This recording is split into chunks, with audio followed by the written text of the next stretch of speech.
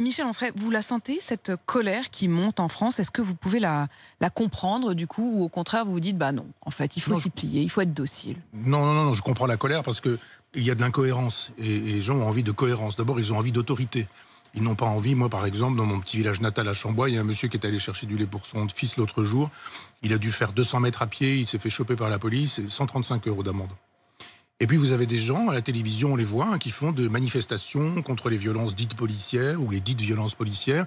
Alors là, il n'y a aucun problème. Vous pouvez être 200, vous pouvez être 1000, vous pouvez être 20 000 dans la rue. Il n'y a aucun problème. Ça veut dire que le gouvernement est fort avec les faibles et faible avec les forts? Mais bien sûr, c'est facile dans un village de 500 habitants de se planquer et puis d'aller chercher quelqu'un qui n'aura pas porté son masque. C'est très facile et on sait très bien que cette personne-là, elle va payer et que ça va lui coûter cher, 135 €. Mais tous les autres qu'on voit à la télévision, ils sont là à la télévision, on les voit, ils sont en train de manifester et on est en plein confinement. Donc il y a un sens de l'injustice qui ne va pas. C'est-à-dire les Français sont assez tolérants, sont assez dociles, ils acceptent assez volontiers.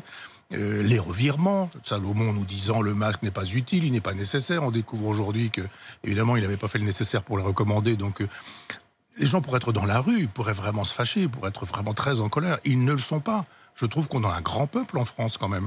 On leur dit très docile, très etc. Sûrement pas. Je pense qu'il y a une capacité à comprendre ce qui doit être fait, ce qui est nécessaire.